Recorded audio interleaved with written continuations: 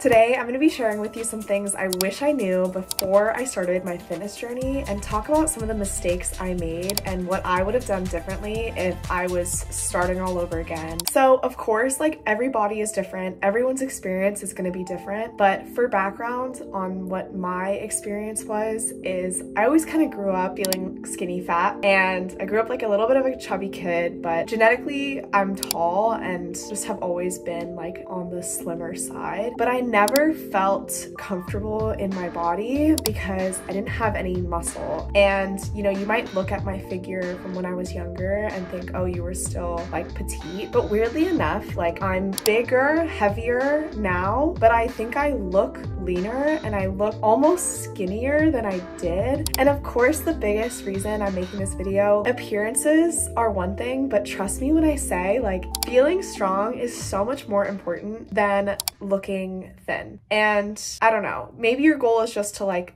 look skinny, and that's fine. Like I think we also should all accept like people can want to lose weight and we don't have to demonize them for wanting to lose weight. But I want to give you some like understanding of feeling strong is the best feeling in the world. Like I also feel like my metabolism now, or just like my ability to eat food with a lot more like comfortability and freedom, is because of the fact that I've gained muscle and I've developed these habits for myself. But anyways, I'm kind of jibber jabbering. Let's just get right into it. The first thing I wish I knew is that it gets so much easier the more you practice it. So part of me can't tell like if it's because I'm getting stronger or if it's just because mentally you're getting used to doing the same exercise again and again, and you kind of get like comfortable with the pain. Like your mental strength is a lot tougher to be able to handle it, but essentially keep going at it. Like it will get easier over time, and it truly is just practice, and muscle repetition. I've made a few videos on this before of like how to actually build consistency, why you should be consistent, but truly in order to see results, you just have to keep showing up. So I think the first point is like, don't get hard on yourself, or I guess like it's like 2 points in one, but practice, keep going at it. And don't be too hard on yourself for feeling like, oh my God, this is so difficult. Like doing what I remember, like I used to not be able to do a push-up at all. And I remember thinking like, this is impossible. I'm gonna get nowhere. This feels so hard. Like give yourself some grace and have some patience, and just know you're gonna look back one year, or even like me, like I look back to 2-3 years ago and I think, oh my God, I am so much more capable than I was back then. And that is such a fulfilling feeling. So just keep practicing. Muscle repetition is truly key. Also, I'm drinking this little beverage that I tried from Whole Foods. I kind of like it. It's like a sparkling water, but with a little bit of energy, because I think I might go work out after this, even though it's rainy and cold and I don't really want to. And that brings me Number 2 is it is okay to take breaks, and it is actually very important to rest. There are different ways to go about this, of course. Like if you want to show up for yourself every single day and that can help build consistency, that's great. But I think it's so important to remember your muscle will not build unless you're taking a break and unless you're resting. The best way I like to think of it is working out, lifting weights. That is the action of breaking apart or ripping the muscle. And then rest, relaxation, sleep, that is when the muscle is truly being built. So you need the combination of both in order to see results. And I think that as well helps take some pressure off of you and makes you realize, okay, like there's no rush. I can take my time. You know, there might be one week where I feel really lazy or it's really cold and I don't really want to go and work out. You know, there is this argument of like, just show up. You're not going to regret showing up to the gym. And that's true. Anytime I've ever been like, oh, like I kind of don't want to, but I end up going, I feel even more proud of myself. But at the same time, like don't beat yourself up if you don't go, you know?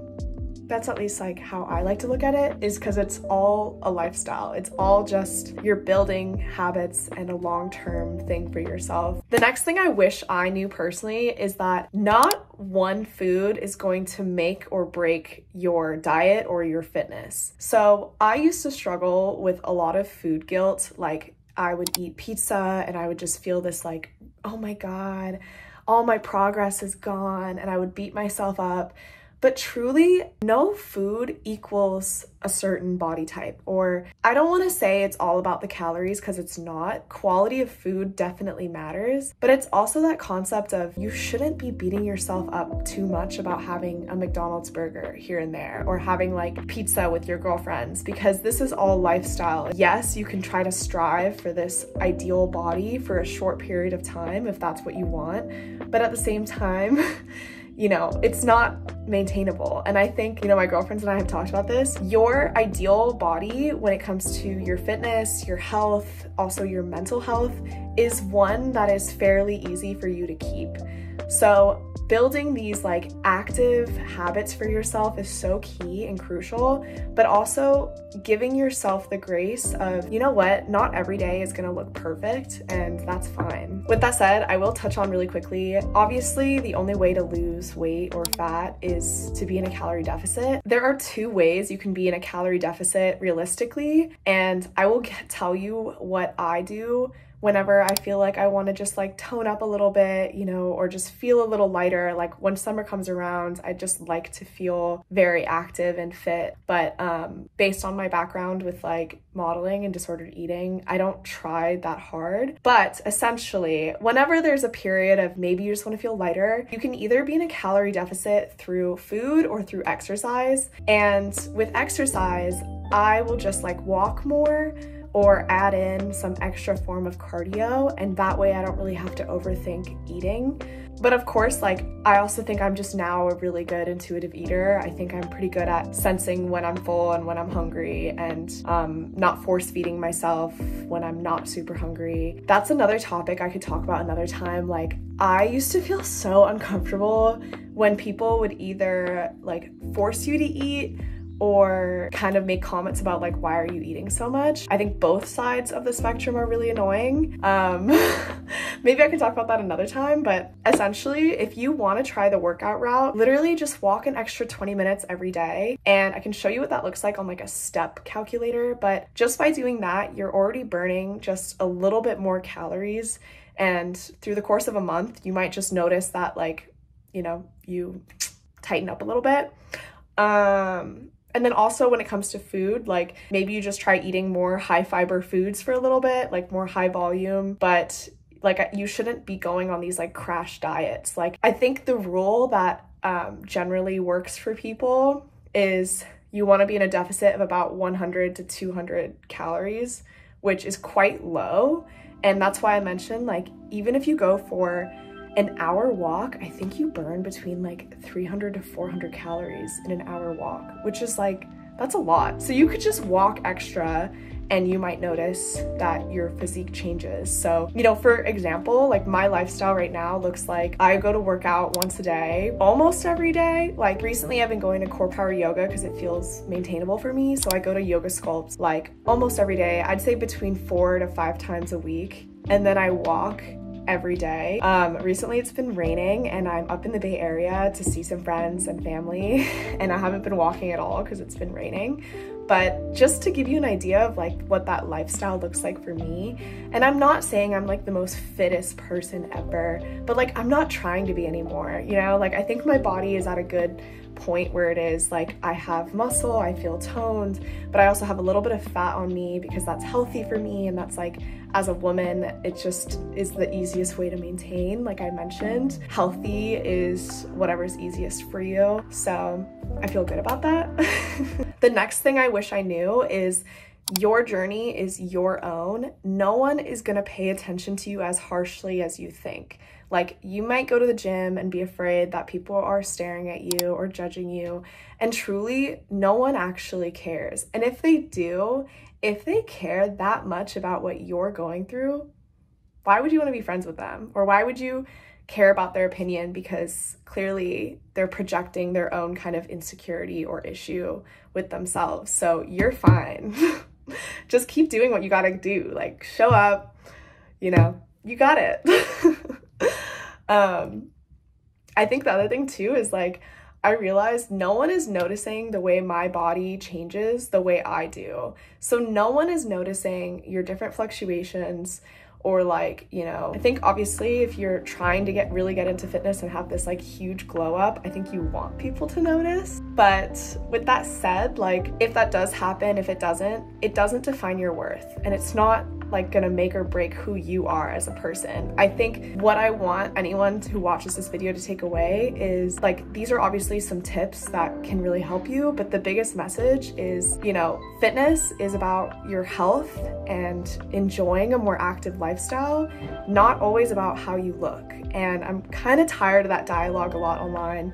And to be honest, like on this video thumbnail, I'm probably gonna have to use some kind of imagery that ties in weight loss in order for you to watch this video, because that's just what the discourse is in the fitness community. It's like our only connection of fitness is, oh, we use fitness for losing weight, when I'm trying to say, no, you can also want to get fitter and actually gain weight, and that can be much healthier in that instance. So it's a little frustrating because I'm sure we all notice it, and as a creator, I have to do that in order to grab attention.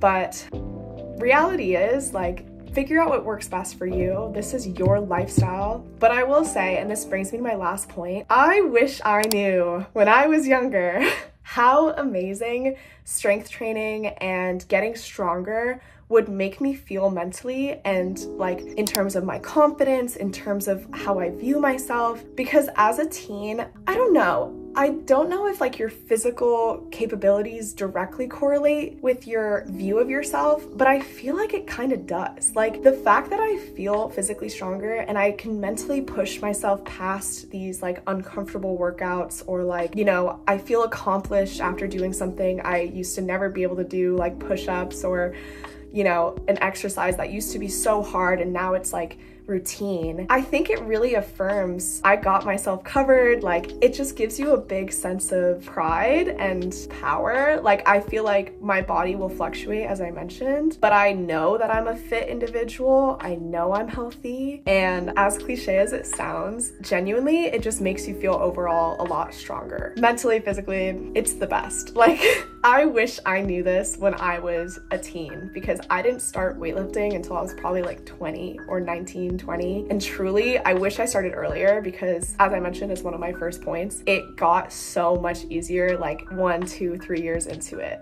Like I can see why it is so easy for people to maintain being active if you were active as a kid, or if you started weightlifting when you were younger. It's like so much easier to get back into it. But no worries there, because if you're starting now, you can still get there. Like I always used to think, oh, I'm too old to start this. I'm too old to try a new hobby, or maybe I'm too old to like get into weightlifting. I remember thinking that when I was 19. And the reality is you're never too old, like genuinely never. I could see maybe one day I'm 35 or 40 and I pick up a totally random hobby just because life is short, you know? Anyways, I hope you enjoyed this video. I hope this video made sense. I kind of just went off with my thoughts, but I will block it off in the timestamps to make this more cohesive. Feel free to check out some of my other videos talking about health and fitness, and I will see you in the next video.